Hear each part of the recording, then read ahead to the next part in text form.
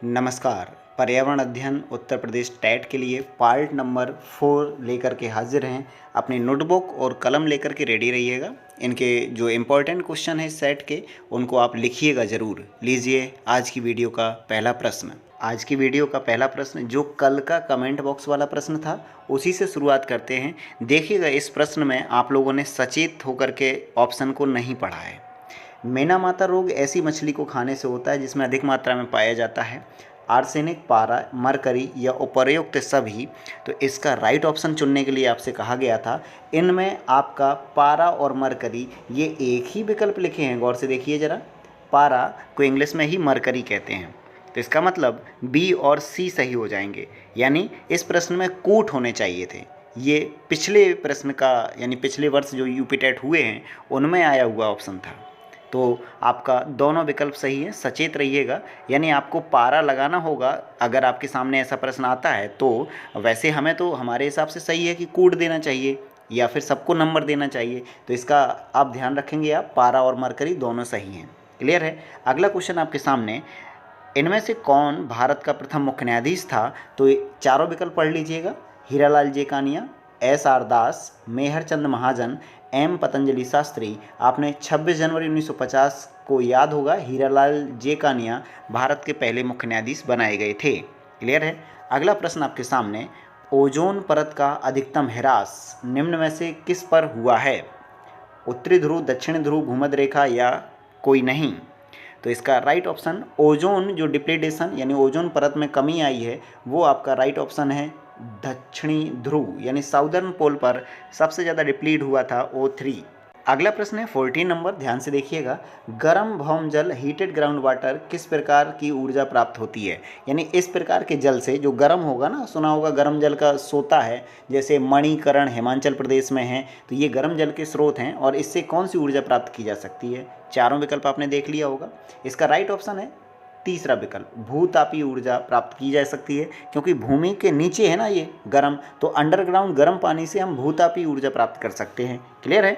अगला प्रश्न आपके सामने, अपशिष्ट उत्पादों को खाने वाले जीवों को क्या कहते हैं? ऐसे ऑर्गेनिज्म कौन से हैं जो मरे हुए चीज़ों को खाते हैं? अवशिष्ट। क्लियर है। पेड़ की पत्तियां हो गई, बचा हुआ भोजन हो गया, या छोटा बचा हुआ मांस का टुकड़ा हो गया, ये अवशिष्ट जो उत्पाद हैं, भोजन है, उनको कौन खाता है?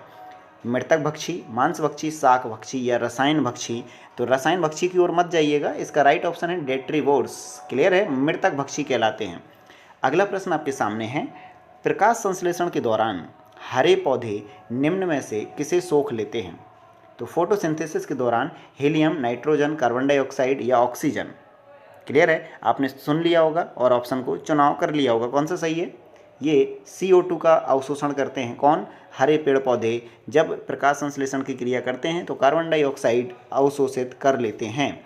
अगला प्रश्न आपके सामने है 17, wild life institute of India WII कहाँ स्थित है? दिल्ली, कोयम्बटूर, अहमदाबाद या देहरादून? राइट ऑप्शन है, ये याद होगा, क्लास में करा चुके हैं, ये देहरादून में स्थित है। कहाँ पर है? डी विकल्प ऑप्शन सही है, wild life institute of India, Dehradun. अगला प्रश्न आपके ध्यान से सामने, ये डिटेल नोट कीजिएगा। हमें मालूम है ये आपको पता है भोपाल गैस कांड, लेकिन फिर भी सुनिएगा क्या सब डिटेल पता थी। वर्ष 1984 भोपाल गैस कांड किस गैस के रिसाव के कारण? इसका राइट ऑप्शन है मिथाइल आइसोसाइनेट। ये आपको याद है। ये 2 और 3 दिसंबर की मध्यरात्रि, 2 की मध्यरात्रि और 3 की सुबह कह लीजिए, 1984 को घटना होती है भोपाल में।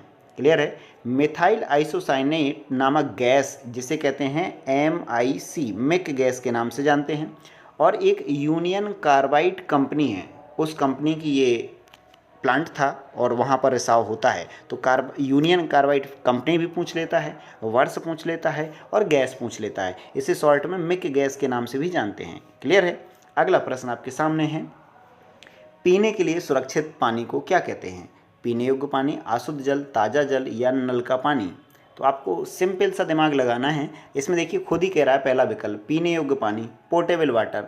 इंग्लिश ध्यान रख लीजिए, और सीधा हिंदी वाला भी लाइन आपको कह रहा है पीने योग्य पानी। यस, पीने योग्य होगा तभी तो हम पिएंगे, तो पीने के लिए सुरक्षित होगा पीने योग्य पानी। क्लियर है। और बाकी आपका कोई नहीं यूज होता है पीने के लिए, तीनों में से। हाँ। अगला प्रश्न है 20 नंबर का, जड़ी बूटियों की रानी भारत की सबसे पवित्र जड़ी बूटी एक औषधि पौधा है ये, हिंदू धर्म में महत्व है इसका, और वानस्पतिक नाम है इसका ओसिमम सेक्टम। इसको सामान्यतः किस नाम से, तो आपको याद होगा, पुराना पेपर है ये, तुलसी नाम से जाना जाता है।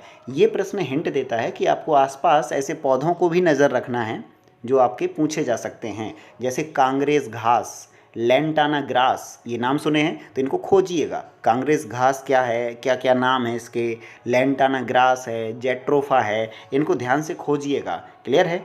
अगला प्रश्न है आपके सामने, ये आंसर आपको आ चुका होगा। एम.एस. स्वामीनाथन एक कृषि वैज्ञानिक थे। क्लियर है, ध्यान रखिएगा इसका नाम। एम.एस. स्वामीनाथन हरित क्रांति के जनक हैं भारत में, ये कृषि वैज्ञानिक हैं। क्लियर है। अगला प्रश्न आपके सामने, वर्षा जल संग्रहण क्या है। हाँ, ये क्वेश्चन नंबर पर मत ध्यान दीजिए, आपको प्रश्न कराना है, ये बना रखा है हमने सेट, इसलिए क्वेश्चन नंबर ऊपर नीचे हो रहे हैं, तो नंबर से मत पढ़िए, क्वेश्चन पढ़िए सीधे आप। वर्षा जल संग्रहण क्या है, ध्यान से इसके चारों विकल्प पढ़ लीजिएगा। जो वर्षा का जल है उसको स्टोर करना है, तो इसका विकल्प देखिएगा, वर्षा जल का जमाव करेंगे और भंडारण करेंगे, यही वर्षा जल का संग्रहण कहलाता है। अगला प्रश्न है आपके सामने, बहुत ही इंपॉर्टेंट है, इसमें दिमाग लगाइएगा, इसमें क्योंकि केमिकल की बात है और 2 आंसर सही हैं इसमें। क्लियर है, भले ही पुराना पेपर है, आयोग ने एक आंसर दिया था, लेकिन डिस्कशन करते हैं हम इसको, क्यों 2 आंसर सही हैं। किस गैस के वर्षा के पानी में घुलने से, यानी कौन सी गैस है जो वर्षा जल में घुल जाएगी और पानी को अम्लीय कर देगी। कार्बन मोनो यानी CO, कार्बन डाइऑक्साइड यानी CO2, सल्फर डाइऑक्साइड यानी SO2, हाइड्रोजन पेरोक्साइड। इसको ध्यान से याद कीजिएगा, इसका राइट ऑप्शन था उस समय जब आयोग ने माना था, सल्फर डाइऑक्साइड माना था। ये भी एक जनरली सही है, क्योंकि चारों विकल्प में एक चुनना है, तो सामान्यतः सल्फर डाइऑक्साइड हमारे वायुमंडल में घुल करके SO2 बना देती है, लेकिन यहाँ हमारे वायुमंडल में CO2 भी पाई जाती है, तो ये कार्बनिक अम्ल बना देती है। इसका मतलब है B और C दोनों विकल्प सही हैं। इस पर आयोग को सबको नंबर देना पड़ सकता है, इसलिए ऐसे प्रश्नों में सावधान रहिएगा और नोट कीजिएगा। हमारे वायुमंडल में कार्बन डाइऑक्साइड, सल्फर डाइऑक्साइड और नाइट्रोजन डाइऑक्साइड, ये 2 ऐसी गैसें हैं जो आपको अम्ल प्रदान करती हैं, यानी वर्षा के पानी में घुल करके अम्लीय कर देती हैं पानी को। क्लियर हो गया होगा, B और C दोनों सही हैं। अगला प्रश्न है 3 नंबर का, लोकसभा और राज्यसभा की संयुक्त बैठक किसके द्वारा आहूत की जाती है। इस शब्द पर गौर करिए, बुलाई जाती है, आहूत मतलब बुलाना, तो राष्ट्रपति बुलाते हैं, या लोकसभा अध्यक्ष, या संसद, या राज्यसभा का सभापति। तो लोकसभा और राज्यसभा की संयुक्त बैठक को कौन बुलाता है, राष्ट्रपति बुलाते हैं, ध्यान रखिएगा।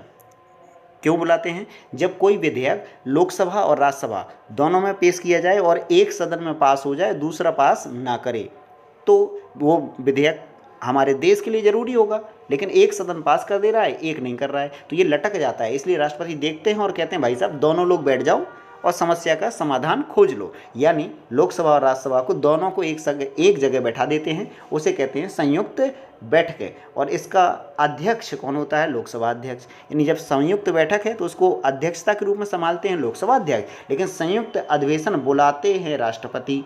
क्लियर हो गया होगा आपको। अब अगला प्रश्न आपके सामने 4 नंबर, संविधान के किस भाग में पंचायती राज व्यवस्थाओं का प्रावधान है, यानी पंचायती राज व्यवस्थाओं का उल्लेख कौन से भाग में है। ये रोमन अंक में लिखा हुआ है, 9, 6, 10 और चौथा। तो ध्यान से देखिएगा, ऑप्शन ये आपके सामने चारों रोमन अंक में दिए हैं, तो जल्दबाजी ना कीजिए। यूपी टेट में संस्कृत में भी गिनती को याद करना है, रोमन में भी याद करना है, और नॉर्मली हमारी हिंदुस्तानी भाषा में तो करना ही है। तो इसका राइट ऑप्शन चुन लिया होगा, इसका विकल्प नंबर A सही है, यानी भाग नंबर 9 में पंचायती राज व्यवस्थाओं का उल्लेख है। क्लियर है। अगला प्रश्न आपके सामने 5 नंबर का है, 74वें संविधान संशोधन का संबंध पूछा है। ग्रामीण स्थानीय स्वशासन से, राष्ट्रपति की शक्तियों से, शहरी स्थानीय स्वशासन से, या संसद की शक्तियों से। 74वां संविधान संशोधन किससे संबंधित है। ये प्रश्न आपको कमेंट बॉक्स में आंसर लिख करके भेजना है इसका, और ये प्रश्न का डिटेल भेजिएगा। 74वां संविधान संशोधन किससे संबंधित है, क्या जोड़ा गया था, कब हुआ था। क्लियर है, ये डिटेल आपको कमेंट बॉक्स में लिख करके भेजनी है, ऐसी हमें उम्मीद है आप करके भेजेंगे। मिलते हैं नेक्स्ट वीडियो में। Thanks for watching video. जय हिंद।